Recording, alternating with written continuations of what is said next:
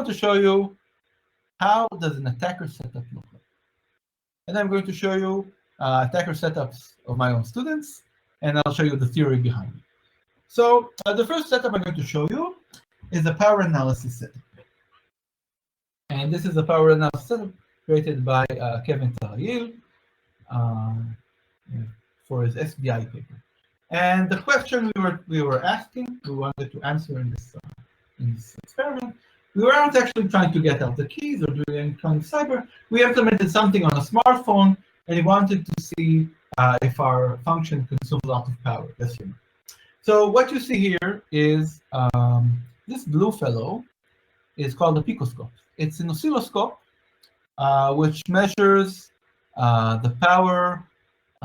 It measures voltage over time. It doesn't measure power, it measures voltage over time. So this oscilloscope, I wish there was kind of a zoom. If I press zoom, does it also zoom for you? Is this zooming? Madlik. Okay. So I can zoom. This is like 6D. Right. So this is a scope. It's actually, while it's small, it's quite impressive. Quite impressive piece of hardware.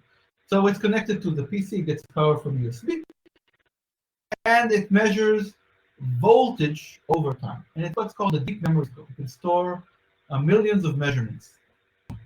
And to this scope is connected what is called a probe. And this is the probe. See the probe here? The probe is a voltmeter.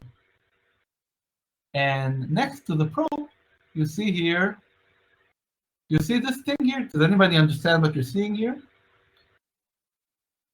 These are just a bunch of resistors in parallel. So if I connect a lot of resistors in parallel, I get a resistor with a very low resistance. As I told you, I don't want to have a large effect on the circuit. So what I did here is I took a voltmeter and a smaller resistor and connected them in parallel, like I showed you in the beginning of the course. And what you see here is this is the phone's battery. And if you see, I cut the cable between the phone and the battery and put my probe in series. So now this cable is going to the phone, and the phone is doing whatever it's doing. I don't know. It's calculating something. I don't want to go into it right now. And on the screen, you see here the measurement of the voltage on my probe over time. So this is the x-axis. You see here, I don't know what unit of measure. Oh, it's milliseconds. So this is 5 milliseconds. And you see that there are areas with a lot of power consumption and areas with a little power consumption. And this is a power measurement setting. And the next thing I want to show you is an EM measurement setup. Yeah, so what we saw here was the oscilloscope and the probe and the workstation. The workstation takes all the measurements and stores them, and then you can do calculation. The next setup I want to show you is an EM setup. It's actually a magnetic setup, which my student Yoni used a year ago. Now he's an officer.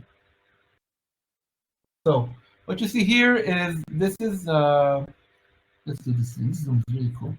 What is this? This is some kind of microcontroller chip. And as you see here, it's connected. It gets its power via USB, and I didn't cut the power. It's connected to USB normally. But what I did do here is I took a magnetic field probe and put it very, very, very, very close to the microcontroller. It's practically touching. And I actually moved it.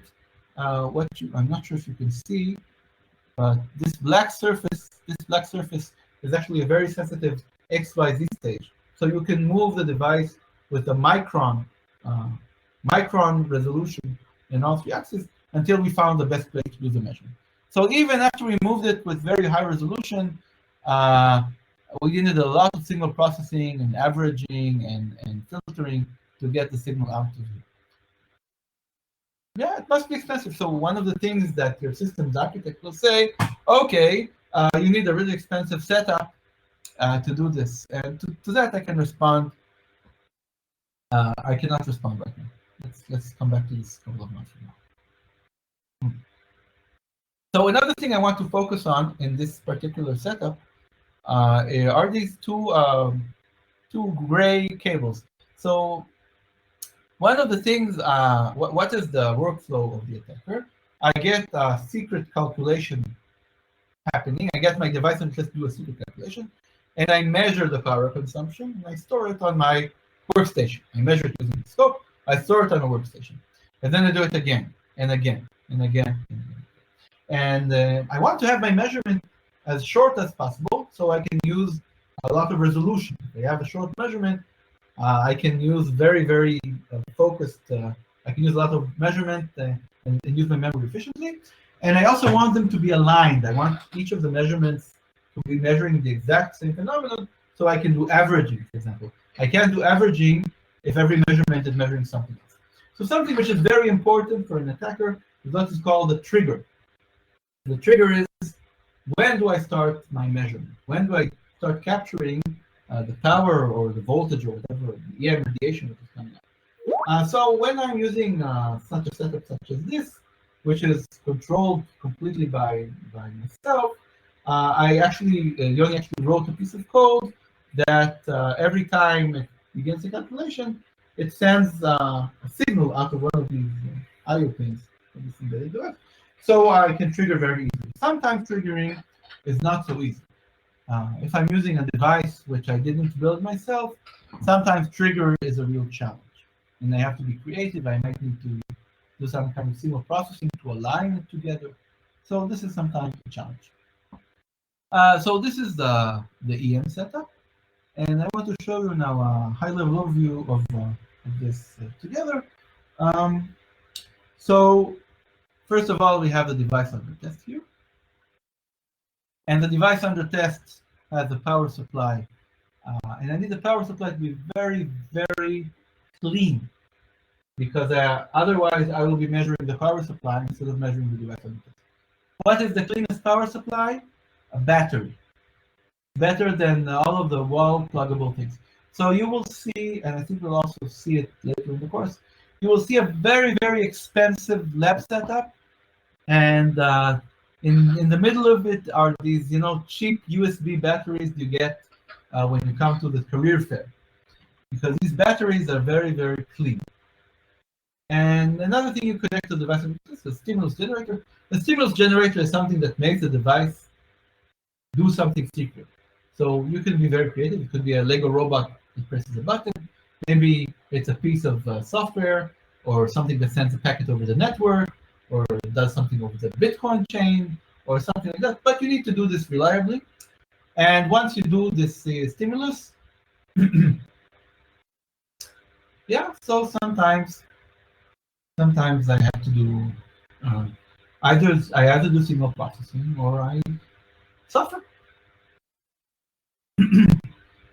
And also, when you're saying that the switching power supply is noisy, the frequency of the noise isn't specifically the frequency of the signal. You might be able to filter it all over. The noise of the power supplies are in the low tens of kilohertz, usually. So, and then now the device under test has been simulated, and now it's generating the secret. Now I need to measure it. And two ways of measuring it I showed you. One of the ways is using just cutting the device and putting a probe. And the other way is using a magnetic probe, and then I need some kind of receiver, amplifier, filter. There are all sorts of, it's called what is called the thinnest receiver. It's the most expensive and appropriate to use. So you need to get this radio frequency radiation and turn it into a signal. But anyway, once you finish either getting to the probe or getting to the receiver, you have a signal. It's called a trace. The x-axis is time, and the y-axis is some kind of representation of the power consumption over time. And then you collect it with a deep memory scope, which can contain maybe millions of points. And you take a workstation, which is a very powerful server with lots of memory, lots of storage. You get a lot of these traces, and then you analyze them. And basically, you can do variations on all of these, and you get a nice lab setup. And so Of course, this setup is expensive. Must be expensive. It is expensive. Could be, hundreds of thousands of shekels or even euros. But once you have an attack going, you can try and reduce and doing without all of this, and you can maybe get an attack done with a $9 PCB, which is printed because you know exactly what kind of attack you need to do, what kind of measurement you need to perform.